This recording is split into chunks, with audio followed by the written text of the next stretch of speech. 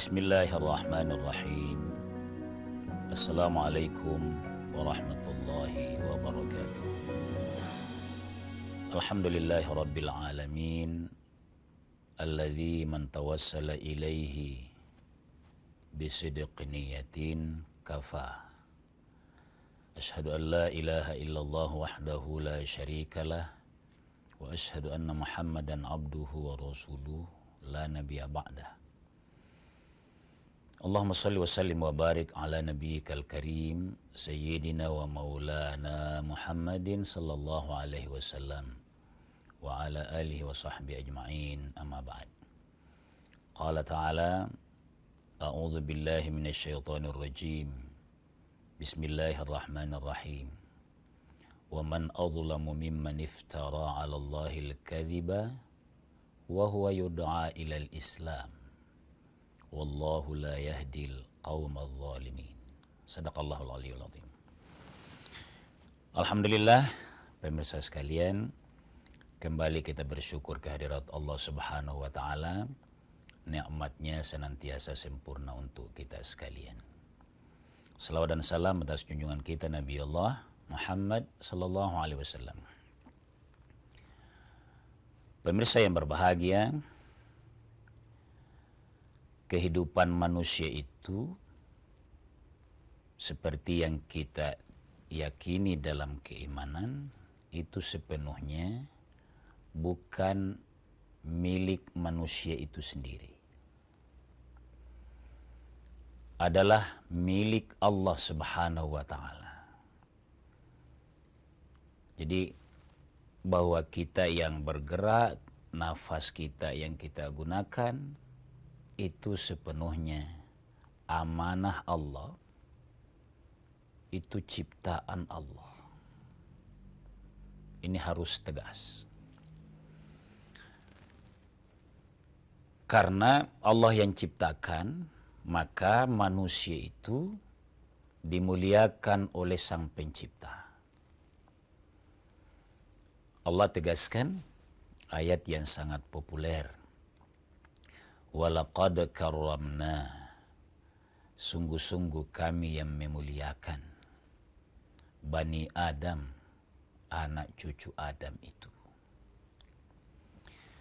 Karena Allah yang muliakan, maka mestinya seluruh makhluknya, lebih khusus kepada manusia dan sesama manusia, apapun levelnya, termasuk pribadi, itu tidak boleh ada yang saling menzalimi, saling mengambil hak. Khusus kepada pribadi, itu tidak boleh zalim kepada diri sendiri. Adakah orang yang menzalimi dirinya? Secara normal, logika kita berkata pasti tidak ada. Oleh karenanya harus ditahu kategori kehidupan manusia itu agar sadar kita bahwa kehidupan ini yang tidak zalim, baik kepada sesama, lebih-lebih kepada diri sendiri. Kenapa ini penting? Karena Allah katakan dalam Al-Quranul Karim, faminhum zalimun, ada saja di antara hamba Allah itu yang zalim linafsihi, luar biasanya adalah menzalimi dirinya sendiri. Wa minhum muqtasidun, ada juga di antara manusia itu yang tengah-tengah. Wa minhum sabiqun lil khairati, tapi ada juga hamba Allah yang senantiasa bergegas untuk melakukan kebaikan. Ternyata kehidupan manusia itu ada 3 macamnya. Dalam Al-Quran disebut ini, bahwa ada memang manusia yang zalimul li nafsih, menzalimi dirinya sendiri. Oh, kalau ada sesuatu, ada yang salah dilakukan oleh seseorang, ternyata bukan karena paksaan dari orang yang menentukan. Bukan paksaan dari jabatan di atasnya yang memaksa. Bukan. Tapi kalau kezaliman itu terjadi, kesalahan itu terjadi karena kontrol dari diri sendiri itu yang tidak kuat. Bolehkah kita dikasih begini? Jangan. Jadilah hanya menjadi hamba Allah Subhanahu wa ta'ala. Berdasarkan dari ayat tadi, maka manusia haram hukumnya zalim terhadap dirinya sendiri. Apa bentuknya? Kita cek setelah jeda sejenak.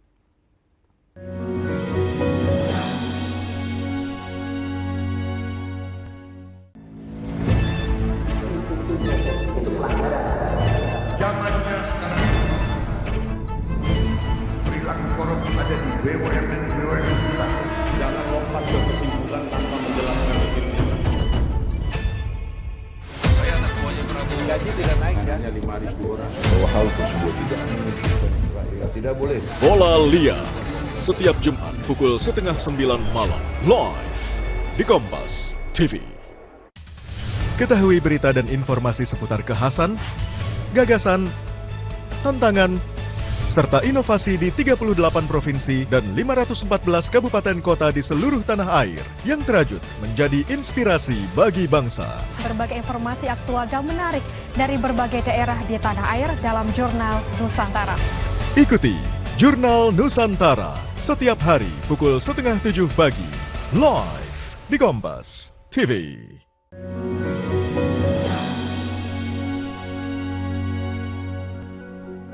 Pemirsa sekalian kaum muslimin yang dimuliakan oleh Allah Subhanahu wa taala, untuk itu manusia kita ingatkan, kita jadikan tazkirah agar kita tidak terjebak dalam kesibukan yang kita anggap tanggung jawab keluarga, bekerja keras, atau peduli sosial dalam kehidupan, ternyata jangan-jangan ada celah kesalahan di dalamnya yang dikategorikan oleh agama sebagai menganiaya diri sendiri. Oleh karenanya kita coba periksa satu-satu bagaimana peringatan agama. Ayat yang saya bacakan tadi itu, wa man adzlamu. Adakah orang yang lebih adzlam? Kalau zalimun itu hanya zalim biasa saja. Tapi ayat ini menggunakan waman adzlamu. Adakah orang yang paling zalim? Mimman iftara, dari orang yang mengada-adakan sesuatu, alallahil kadhiba, kepada Allah dengan bohong. Jadi dia mengada-adakan dan bohong. Atas nama apapun. Wa man adzlamu mimman iftara 'ala Allahil kadhiba wa huwa yud'a ilal Islam. Sementara dia sudah diajak, didakwai, dikasih tahu, literasi sudah banyak, media semakin banyak, tapi dia masih lakukan kebohongan itu. Wa huwa yud'a ilal Islam wallahu la yahdil qawmal zalimin. Allah tidak memberikan petunjuk kepada kaum yang zalim. Apa maksudnya ini? Maksudnya adalah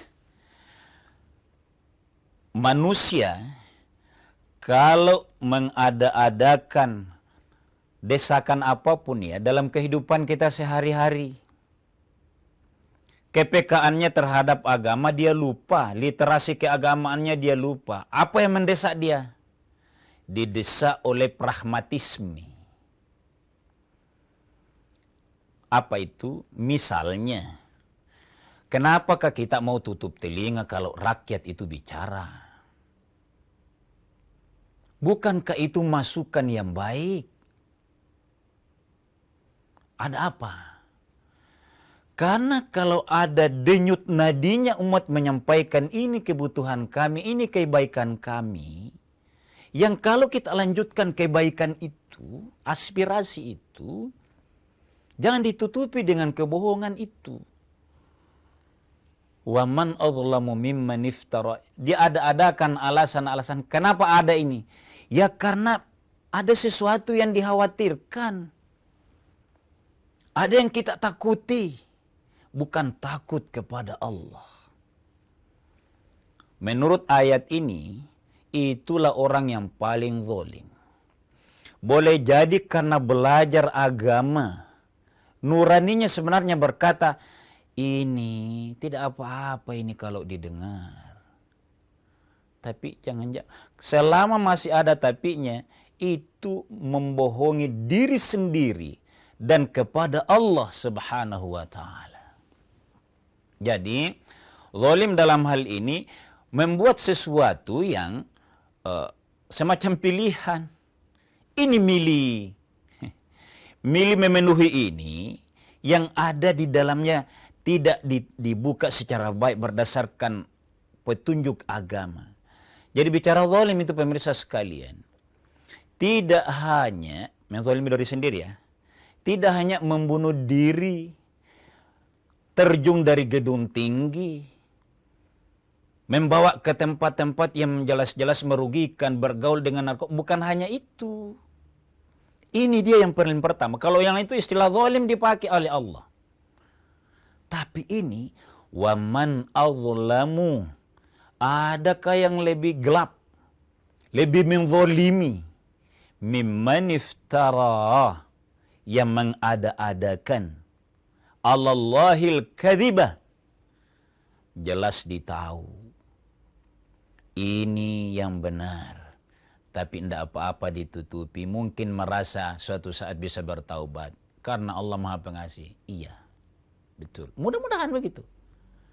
Tapi penegasannya adalah kalau membiarkan kebohongan dan kezaliman itu, padahal sudah dijelaskan, ada peringatan misalnya dari ustadz. Ustadz ini nggak ada jabatannya itu. Tapi dia lantang menegaskan kayaknya itu yang benar. Tidak peduli mi deh. Tidak usah. Wa huwa yud'a ilal Islam. Hati-hati. Wallahu. Allah tidak akan membukakan jalan petunjuk yang sengaja berbuat zalim. Itu yang pertama.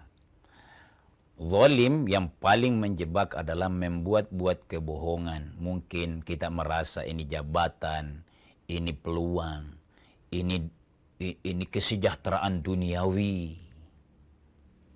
5 tahunan misalnya.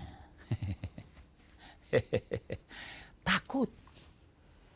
Tapi hati-hati saja.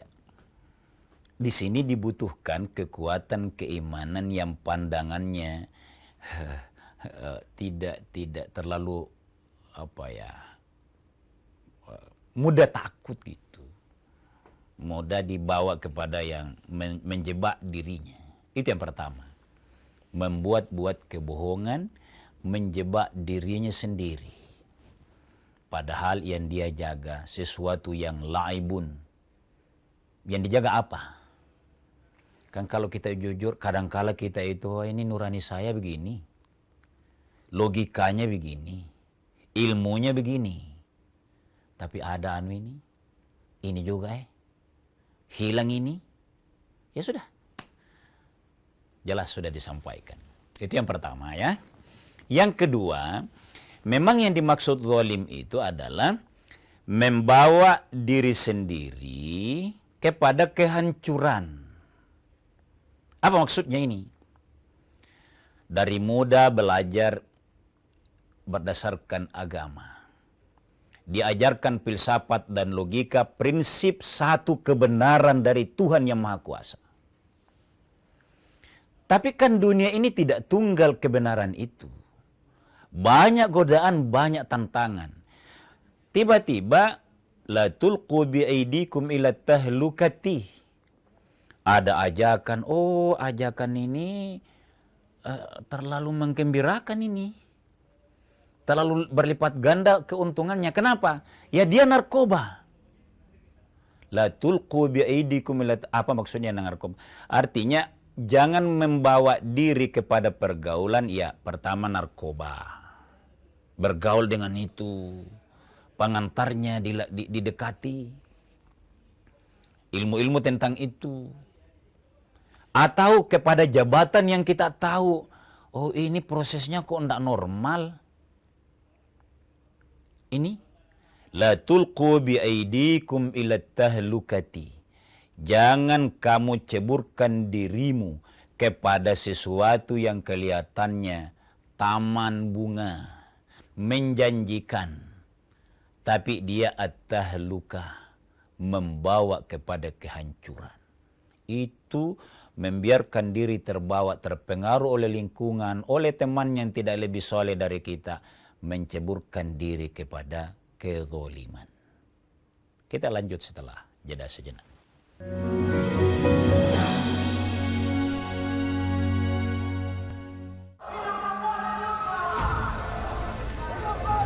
Sebuah penelusuran jurnalis Gambarkan situasi di depan dari Polda Metro Jaya, tidak hanya di bagian dalam, kemudian akan disampaikan polisi lepaskan. Tampaknya suasana sudah tidak kondusif. investigasi untuk mencari bukti. Tapi yang harus dibuktikan adalah lokasinya. Anda berani menilai kemudian hak angket ini akan berujung pada pemakzulan. Dipo Investigasi setiap Senin pukul 8:30 malam di Kompas TV. Awali hari dengan sejumlah informasi terpilih. Seorang pengendara ojek online terluka parah. Usai motor yang melintasi jalan berlubang di Jakarta, longsor membuat 6 titik di jalan Trans Papua putus total. Menjadi referensi menjalani aktivitas di pagi hari. Di Singapura menyebut sopir penabrak sudah ditetapkan sebagai tersangka. Dan duka cita mendalam atas meninggalnya siswa sekolah kejuruan yang mengalami kecelakaan. Kompas Pagi, setiap hari pukul 4:30 pagi, live di Kompas TV.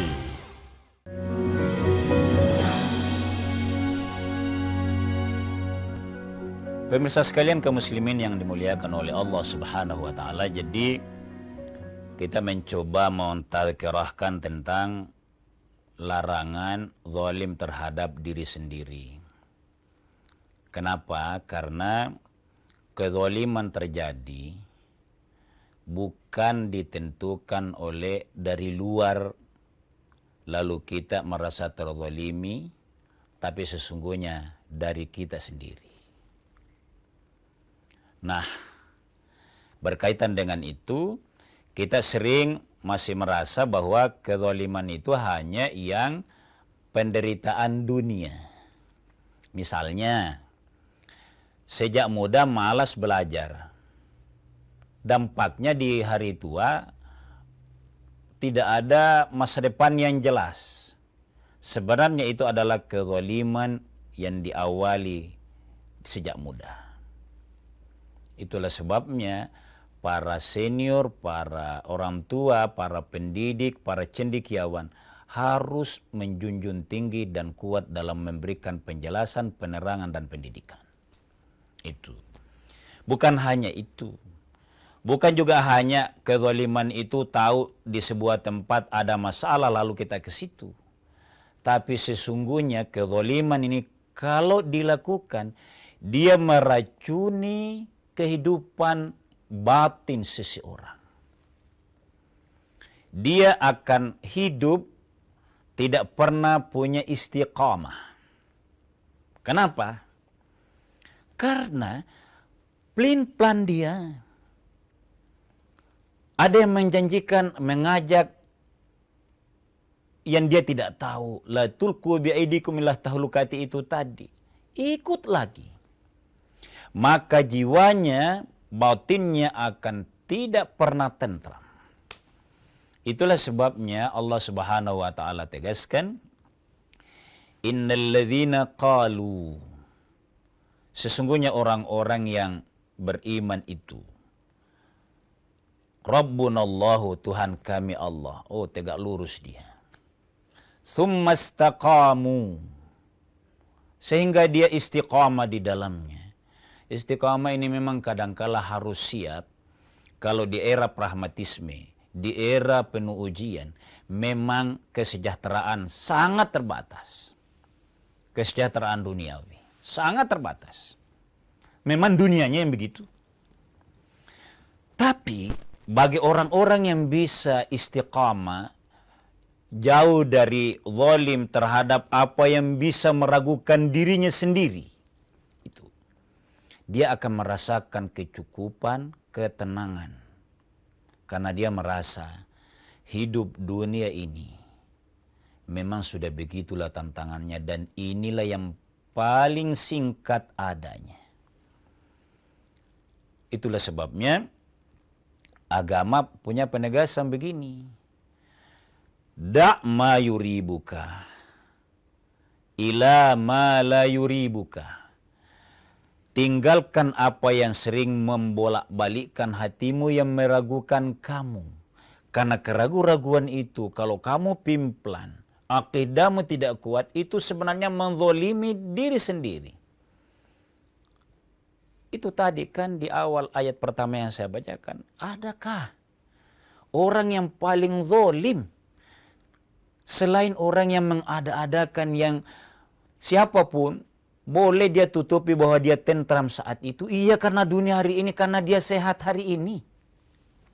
Kalau berkait dengan jabatan, iya kalau hari ini, tapi 4 tahun ke depan, siapa yang jamin di situ? Untung Allah Maha Pengasih, karena Allah itu wa ma rabbuka bidzalamil lil abid. Allah itu tidak menganiaya hambanya. Hanya saja kalau menganiaya diri sendiri itu, mengada-adakan sesuatu, bohong, mengambil haknya orang, memanipulasi berita, misalnya media, batinnya sebenarnya tidak pernah tentram. Maka ini yang harus menjadi pegangan kita kaum muslimin, bahwa dilarang oleh agama zalim terhadap diri sendiri. Bukan hanya bentuknya membunuh diri, bukan hanya itu. Karena ini kan jelas haramnya. Walaupun menurut agama, kalau ada orang yang zalim terhadap dirinya sendiri dalam bentuk bunuh diri karena frustasi, itu tetap disolati. Dia belum dianggap kafir. Tapi itu kewajiban zahiriyah sesama muslim saja. Tapi di sisi Allah itu sebuah pelanggaran yang melanggar hak Allah. Apa yang dilanggar? Allah yang menghidupkan, Allah yang memuliakan kehidupan manusia, Allah yang memberikan petunjuk. Hanya dia saja yang terbawa, mudah tergoda. Agama pelan-pelan dia tinggalkan. Dia anggap sederhana, anggap kecil. Pada akhirnya terjerumus kepada kebiasaan berdosa dan senang berdosa lalu berbohong dalam dosa. Sehingga pada suatu saat dia frustasi. Tapi ini kan frekuensinya tidak sekian persen orang yang bunuh diri gara-gara stres, gara-gara kemiskinan. Tapi yang paling harus diantisipasi, yang paling banyak adalah sudah berbuat zalim, tapi tidak merasa zalim. Kenapa? Kenapa? Karena masih bisa disembunyikan. Pertanyaan kenapa yang kedua? Kenapa lagi bisa? Karena memang dunianya sekarang dunia fitnah. Ke depan boleh jadi yang berbohong itulah yang dianggap sebagai benar. Kenapa? Banyak kenapanya pemirsa sekalian. Karena segala hal yang mendukung kebohongan itu, menutupi kebohongan itu, dia miliki lewat kuasa. Segala hal yang dia sudah miliki, maka merasa tidak zalim. Padahal dia sedang menzalimi dirinya sendiri. Karena pada saat menzalimi orang, mengambil hak hamba Allah yang kelihatan tidak ada apa-apanya, matanya sudah terlapisi bahwa ada apa-apa itu. Kan itu rakyat kecil. Tidak ngaruh itu. Kalau itu langgeng dilakukan, sebenarnya sedang dibawa oleh sebuah istilah agama yang namanya istidraj. Dia senang dikasih kesempatan tapi menarik di atas penderitaan orang. Sebenarnya hakikatnya zalim terhadap diri sendiri. Mudah-mudahan sesama kita kalau juga terjebak di dalamnya diampuni oleh Allah Subhanahu wa taala, dan siapa yang cepat menyadarinya segeralah bertaubat. Hanya cara bertaubat dan beristighfarlah kepada Allah jalan keluar dari bahaya zalim terhadap diri sendiri itu. Na'udzubillah, tsumma na'udzubillah. Sekian dan demikian. Mohon maaf atas segala kekurangan. Assalamualaikum warahmatullahi wabarakatuh.